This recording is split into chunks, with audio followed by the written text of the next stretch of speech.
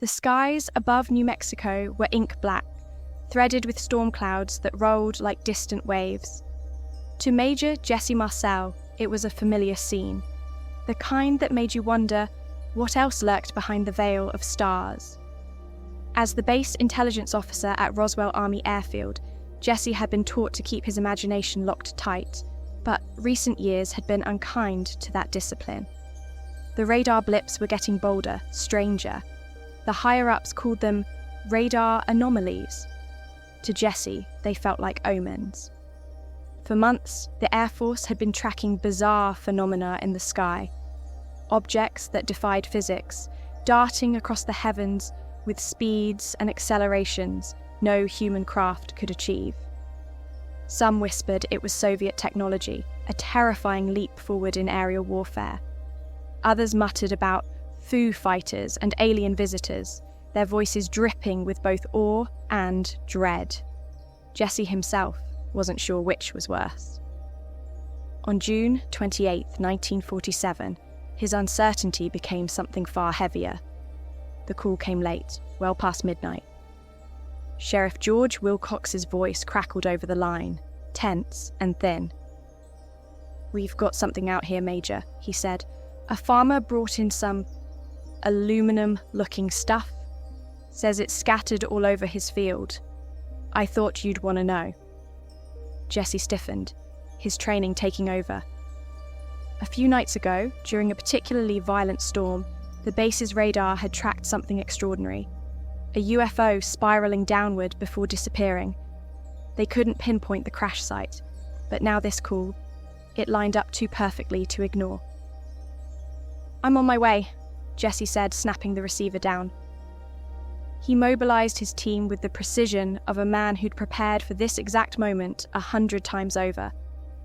Operation Mogul, the military's contingency plan for extraterrestrial encounters, clicked into motion like a well-oiled machine. Trucks were readied, soldiers briefed, and protocols recited like prayers. Jesse himself felt the weight of it as he climbed into his jeep and sped off into the desert night. The farmer, a wiry man named Brazel, led them to the debris field. Jesse's breath hitched as he stepped out of the jeep, the sight before him stealing the air from his lungs.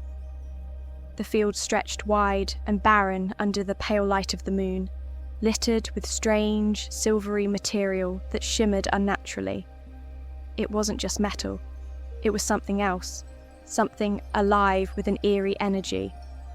He crouched and touched a fragment, its surface smooth and unnervingly cool despite the desert heat.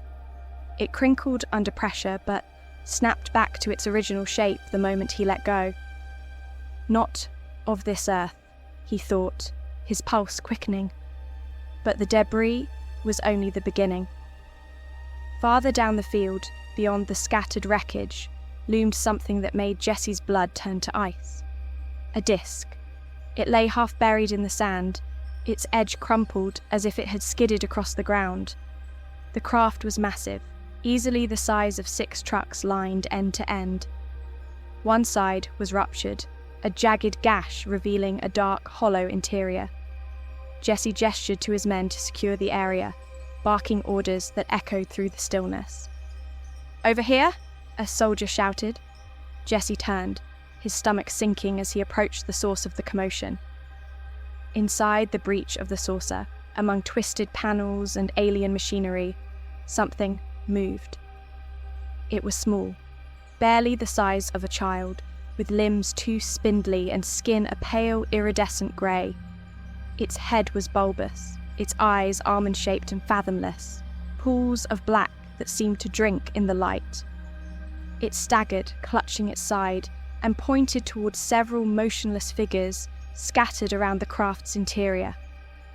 More of them, Jesse realized. Dead. The living creature turned its gaze to Jesse, and in that moment he felt an alien chill wash over him, a sensation that wasn't fear exactly, but something close. Without hesitation, he signaled for containment. The men moved swiftly, enclosing the being in a transparent bag designed for this very scenario. The creature didn't resist. It watched them with an expression Jesse couldn't decipher. By dawn, the site was cleared. Every fragment of debris, every scrap of metal, and every body, living or dead, was loaded onto trucks and driven away under heavy guard. The saucer itself, covered in a massive tarp, was hauled off on a construction vehicle. The desert looked untouched by the time they were done, as though nothing had ever fallen from the sky. Jesse returned to the base by helicopter, exhausted but wired with adrenaline. The alien had been transported ahead of him, and as he stepped onto the tarmac, he saw the base was alive with activity. Scientists, medics, and high-ranking officials swarmed like ants around the makeshift containment unit. Inside, the alien lay on a padded table, its breathing shallow. Jesse joined the medical team, his mind racing. Had it spoken? Had it tried to communicate? The lead doctor, a wiry man with sharp eyes, nodded grimly. "Not with words," he said, "but it's in my head. Thoughts, images, it's trying to tell us something." Jesse approached the creature, his training pushing aside his fear. He locked eyes with it, those endless black orbs that seemed to pierce through him. In his mind, he formed a question. "Why are you here?" The answer came swiftly, a whisper that wasn't a sound, but a presence in his thoughts. "We are to explore." Jesse pressed on, his pulse pounding. "Where do you come from?" Again, the alien's response filled his mind. "Another universe, another dimension. We are explorers." Then it was gone. The creature's body went slack, its breathing stopped. Jesse stood there stunned, the enormity of the moment sinking into his bones. The debrief was a blur. His superiors commended him for his composure, for executing Operation Mogul flawlessly. But the secrecy didn't hold. Whispers spread, and soon the press got wind of something crashing in Roswell. The government scrambled, issuing denials and crafting cover stories, but the genie was out of the bottle. Jesse knew the truth.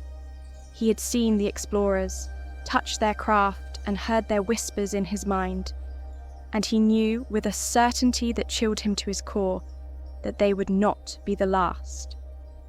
Out there, beyond the stars, something watched and waited, and the skies over Roswell would never be the same.